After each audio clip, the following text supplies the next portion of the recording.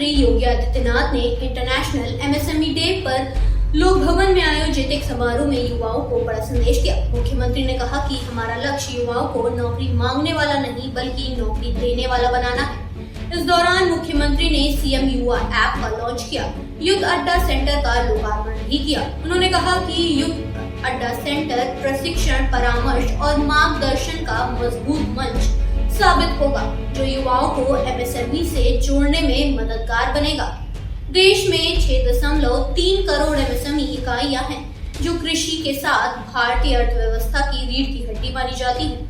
दिलचस्प बात यह है कि इसमें 90 लाख से अधिक एमएसएमई सिर्फ अकेले यूपी में है, जो 3 करोड़ से अधिक लोगों को रोजगार दे रही है। इकाइयों से 90 लाख और रोजगार सृजित करने की कोशिश की जा रही है।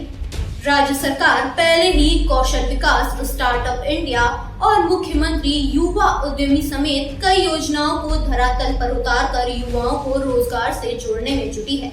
मुख्यमंत्री ने कहा कि सीएम युवा ऐप युवाओं के लिए गेम चेंजर साबित होगा। सरकारी योजनाओं की जानकारी के साथ आवेदन की व्यवस्था भी रहेगी।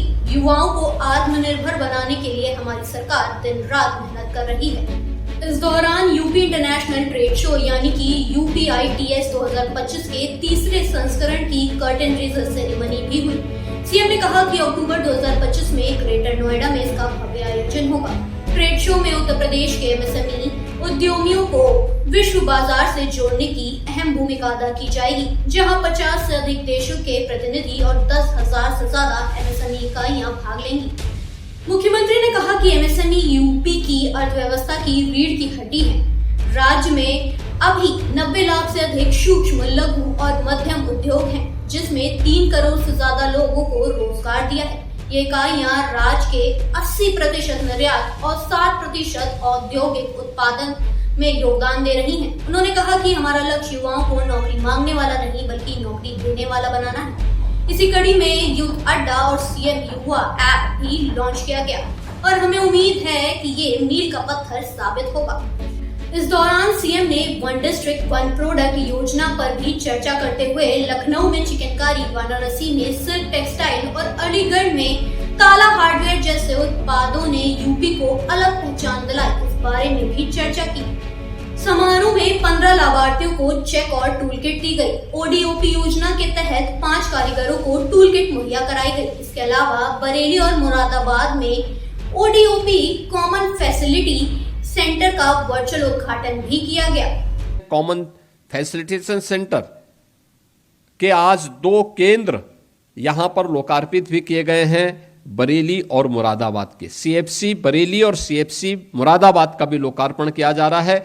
एक लंबी श्रृंखला हर जनपद के लिए तैयार हो रही है, जहां के माध्यम से वहां की लोकल उत्पाद को न केवल अच्छी डिजाइन और तकनीक के साथ जोड़ने का, बल्कि उसको पैकेजिंग के साथ जोड़ने के लिए, उसको मार्केट से लिंक करने के लिए भी क्या कुछ संभावनाएं हो सकती हैं, इस दिशा में CFC उन्हें सहयोग कर रही है। मुझे प्रसन्नता है कि आज एमएसएमई डे के अवसर पर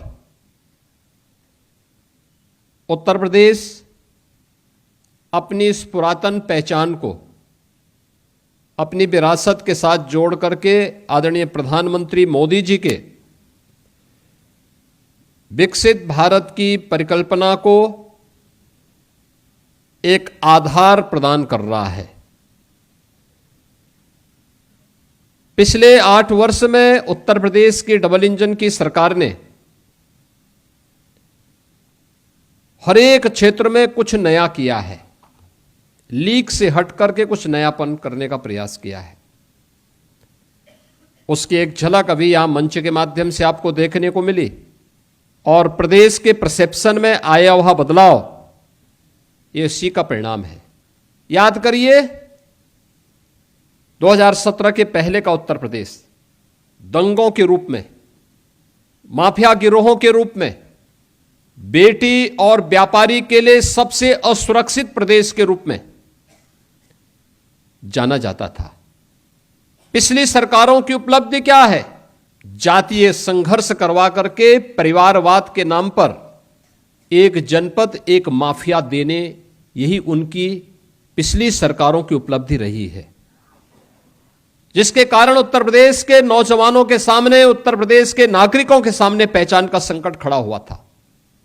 और आज उत्तर प्रदेश की विरासत पर गौरव की अनुभूति करने के लिए पहचान के संकट से डबल इंजन की सरकार ने आपको उभार करके वन डिस्ट्रिक्ट वन प्रोडक्ट दे करके उत्तर प्रदेश को उसकी विरासत से जोड़ने का काम किया है, जो उत्तर प्रदेश को एक नई पहचान दे रहा है, करोड़ों नौजवानों के लिए रोजगार के नए अवसर सृजित कर रहा है।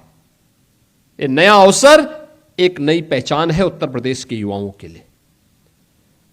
आज उत्तर प्रदेश में इससे रोजगार का सृजन भी हो रहा है।